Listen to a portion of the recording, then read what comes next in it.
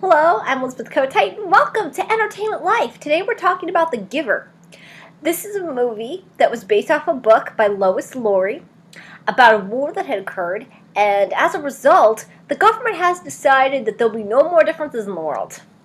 And the only person who remembers anything about it is a man called the Giver, who is the receiver of all the memories. He really uses it for advisory purposes.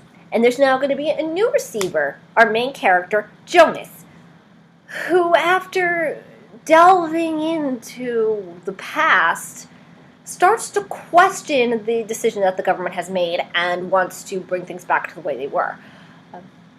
This was a very quiet movie. And I think part of the reason for that was because, most of the characters were very bland. But even in some of the flashbacks, I felt like they didn't delve into them as emotionally as they could have. Don't get me wrong, some of them are actually beautiful, most of them are very nice, and he really learns about a whole lot of different things, and you really see the change in Jonas's personality as he's learning about war and happiness and death and all the things that he's learning about.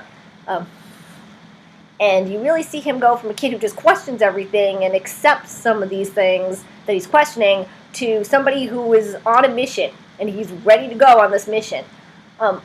What I loved was that it stayed very, very close to the book. As close to the book as I've really ever seen a movie stay. And to be honest, I don't remember a whole lot about the book, but from what I do remember, everything was exactly as it was in the book. Although this could have been a good thing or a bad thing, because part of me felt like I'd seen this movie before.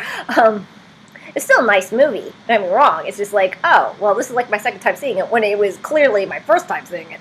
But, I still liked that it stayed that close. It had a nice flow to it.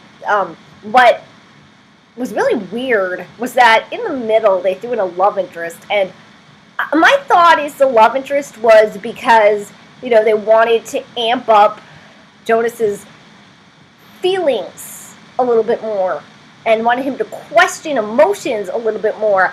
But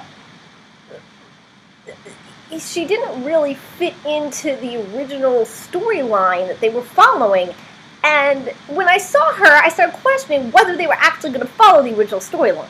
I mean, they did, but with her there, I was like, oh, they're doing something different. Okay, let's see how this goes. And they ended up doing what the book did, which made her purpose sort of diminished. I didn't really understand why they needed her. But, it was a nice story, even with or without her. And the actors were pretty good. And I really felt like this was a movie for now, because it seems like kids nowadays, they don't learn from the past. And this is a movie about learning from the past. And, kids nowadays seem very callous and will go out and start shooting random people. And this movie is telling you, no, this is not what you should be doing. Yes, it should have delved a little more deeply emotionally, but its heart is definitely in the right place, and I really liked it for that reason. I also liked that they actually made a decision of how to do the ending, but in a way, they actually didn't make the decision. And the more I thought about this movie, the more I was like, wait, maybe the decision wasn't made. Maybe it's like in the book, where it seems like they made the decision, but they really didn't make the decision. And I got a little confused, and a little like, oh, okay, maybe this isn't what I think it is. Just like the book was like, oh, maybe this isn't what you think it is. Which, I don't know how I felt about that. I mean, it would have stayed very close to the book, but I was hoping for them to actually make a decision. And I think that's really all I have to say. Like I said, this is a very nice movie. It's not the best movie in the world, but it had a purpose, and I think that it tried its best to fulfill that purpose. And like I said, it's the closest I've ever seen something stay close to a book. So, that's Really all I have to say about The Giver. Bye, everyone.